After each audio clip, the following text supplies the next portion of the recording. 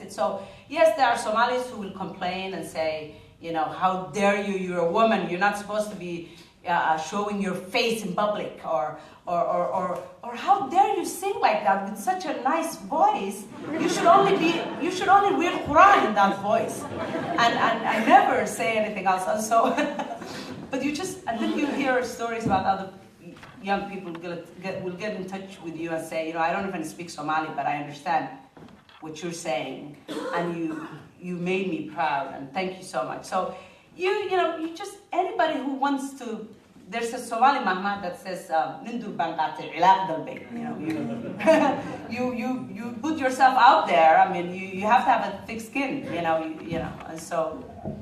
I think you're damned if you don't. You have to control your own narrative, and otherwise someone else will control it for you, and that's where the piracy movies come from. That's where the terrorism movies come from.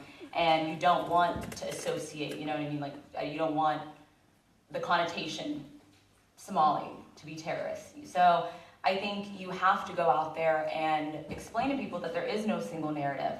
Maybe I'm sharing mine. Yes, you hear the negative comments, but there's an overwhelmingly amount of positive comments every day, just like reading through people saying that it's so inspirational to see you do something that maybe traditionally you haven't done before. You know, there's an entire new generation that are either born in the Western world, I'll say like the States or the UK, who now are part of mainstream culture and part of that culture. So it's important for them to bring that experience, being Somali American, being Somali British, to the table. Yes, negative comments will come, but if you ask any group of people, whether it be even, I don't know, Britney Spears, you ask any pop culture, anyone who puts themselves out there is going to be subject to criticism. It's human nature to criticize. But I think that it's not damned if you do, damned if you don't. It's just damned if you don't. Like, you have to get out there and control your narrative, otherwise someone else will do it for you. You have to be very, very thick-skinned as well. People will have opinions, and you have to understand that they've got their opinions, and you can't just say, no, you can't have your opinion. This is what I do, and what I do is right. You just have to explain to them, yes, you can have your opinion, but let me show you my side of things. And I think that's the best way to get ourselves across to other people and tell them that we are from a very beautiful country that has a very, very, very beautiful history. Well, we've got an incredibly supportive crowd here, so with this crowd, you can never go wrong. Somaha. That's my trust in you. But I'm sure that you have a lot to contribute, lots of thoughts, lots of ideas, lots of questions, so I'm going to open it up to you now. And if you wouldn't mind, we'll take a collection of questions so that we can maximize and optimize our time. And who should we start off with? And I'm going to have to ask you to come to the microphone, if that's okay, so that we can all hear you. So, first intervention. Yes, of course, please come forward.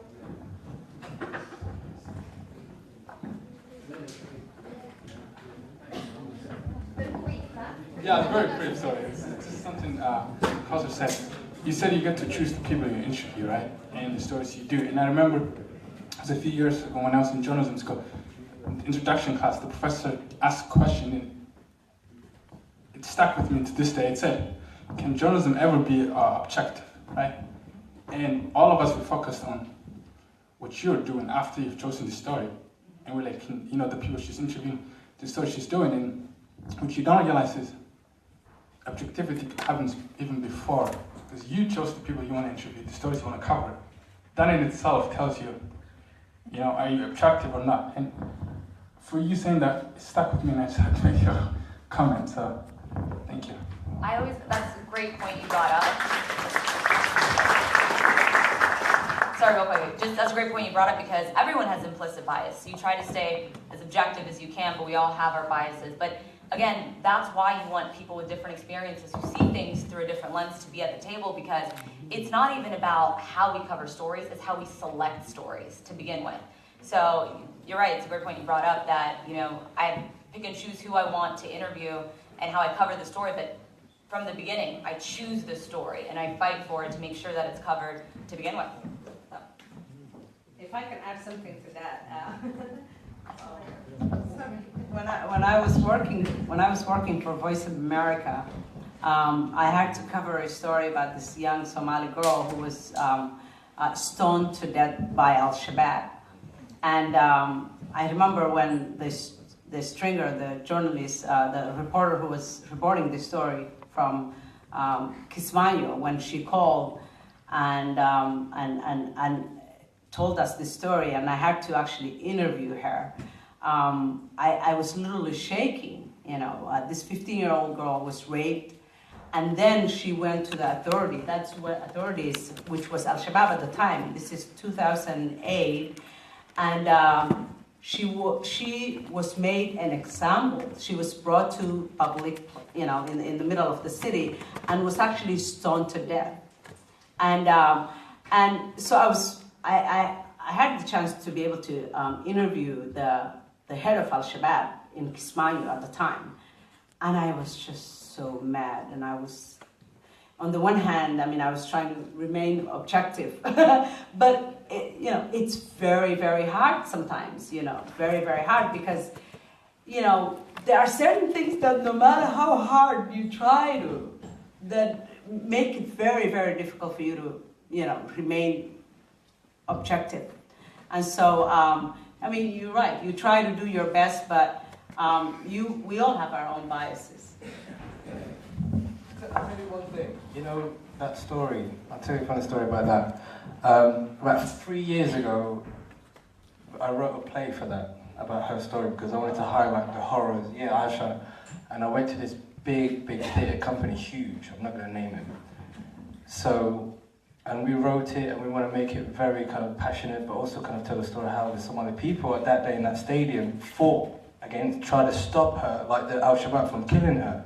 And apparently they shot fires and stuff like that, to the point where I wanted to make it as honest as possible, make our people look like we're not savages. There were people fighting to save her, but this theatre company decided to edit that bit out. They wanted to show the horror of us.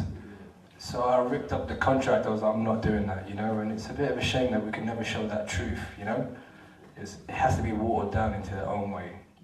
But it was a powerful story, and one day I'd love to do it, but it was a very frustrating experience. You know? We're gonna do it. We'll do it, yeah, you do it, you do it.